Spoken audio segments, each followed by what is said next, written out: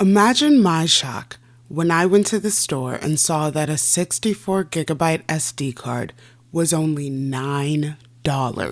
Not only was it under double digits, it wasn't even locked up anymore. A USB stick holding 265 gigabytes of storage is only $30, and you can get a 4 terabyte hard drive for only $50. If you're younger and have only known the days of cloud storage, you may not be hearing anything concerning. But for those who remember the height of physical storage, this realization is groundbreaking. I'd like to note that in high school, my mother made me save up for a bright orange LaCie hard drive that I wanted after seeing it in Casey Neistat's vlogs, which I know, blast from the past. She ended up buying me one for my birthday, and for years I carried it around with pride. Physical storage, really all physical media, used to be such a status symbol.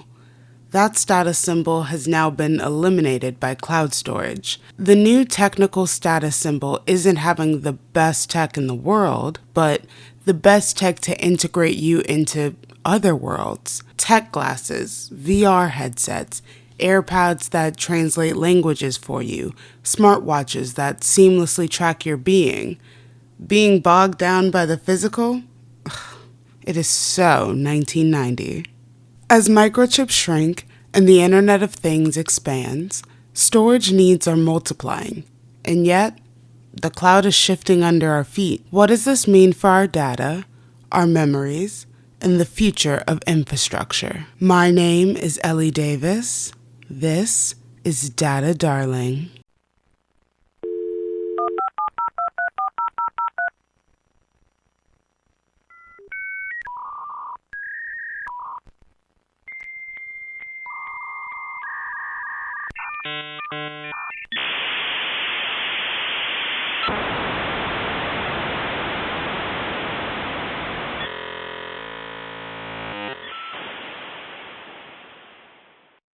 Mark Zuckerberg rented Facebook's first server for only $84 a month from Harvard, only a decade after University of Minnesota's own venture into the early internet, GopherNet, that defined the internet that we all use today, and in part, helped make Facebook possible. Much of the early internet was built by computer science programs across the country, simply due to their access to equipment.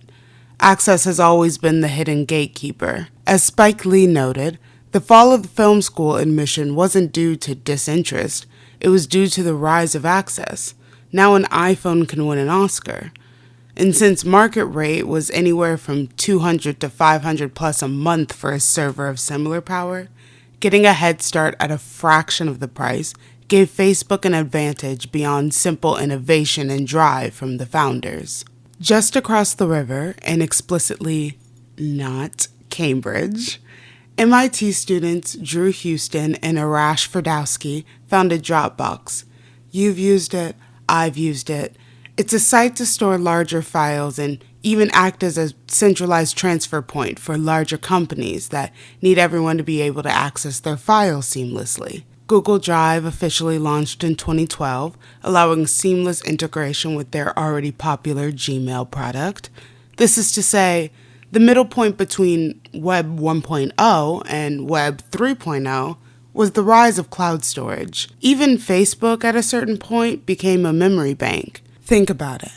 How many people do you know can scroll back and see their entire lives documented through Facebook? If not there, then certainly through their sister company, Instagram. We don't pay for this storage the way we do with Dropbox or iCloud. At least not financially, but that's an episode for another day. A second internet boom and the rise of the smartphone meant that storage became a new currency. In 2012, the most storage an iPhone 5 could hold was 64 gigabytes. Again, that amount of storage is currently $9 at Target. My current phone, an iPhone 15 Pro Max, has 512 gigabytes of storage, and I pay for iCloud Plus on top of that, which is like To keep my Apple ecosystem, which for me includes a MacBook, iPhone, iPad Pro, and an Apple Watch, a boost of storage was needed to make sure that all of my devices can talk to each other and also share what I need them to. Now, obviously, the cloud is not actually in the clouds. We already have enough space junk in the sky as it is, and I don't know about you, but I like being able to see the moon from Earth. So, where are these data farms located? Well, mostly places with cheap land and cheap energy. Eastern Washington has become a hub because of their dams. There's an area called Data Center Alley in Virginia that grew in popularity after surveyors found that electricity prices were 20% lower than average. And Ethiopia, in a bid to raise their country's GDP, they've deeply invested in this infrastructure with over 90% of their energy coming from hydropower.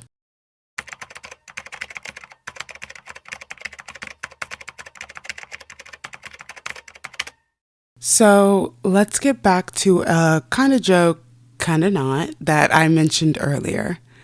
Are we really paying for our memories to be stored in data farms? We don't have scrapbooks anymore. We don't have physical copies of resumes or papers that we write.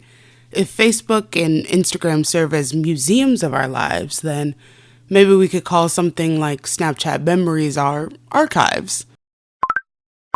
When I deleted my social media accounts last year, I actually spent a day going through these archives to see what I wanted to save. My Instagram account was created in 2012 and my Snapchat in 2015. It felt crazy to see my high school self bopping around on screen. I literally felt like I was burning the Library of Alexandria. Now, my data is theoretically pulled from the Snapchat servers, but there are a million other people that have decades of their lives attached to these accounts. What would happen if these social media sites charged you for server space and started acting like the cloud farms that they truly are? Snapchat's journey to IPO in 2017 was paved with innovations and promises to grow the field that they intended to dominate. No, not social media. Well, that too, but becoming the go-to place to capture the world around you. The year before, they launched Spectacles and the first version of Memories that needed a boost in infrastructure support. At this time, they also dedicated $3 billion to Google and Amazon Web Services to support that cloud infrastructure. Meta, then Facebook, does what Meta does and copies the product 4 months later with Instagram Archive. While it seems crazy that Meta can quickly adapt to red copy other companies' features so quickly, one of the things to remember is that Facebook doesn't interact with Google Cloud or Amazon Web Services at all for their data infrastructure. In 2013, Instagram transferred 20 billion photos from Amazon Web Servers to Facebook infrastructure without ever shutting down. Wired wrote an incredible and frankly mind-blowing article about the process. I'll be linking that in this show's transcript on my site. But this is all to say, if Meta wants to build it, they don't have to ask anyone but themselves.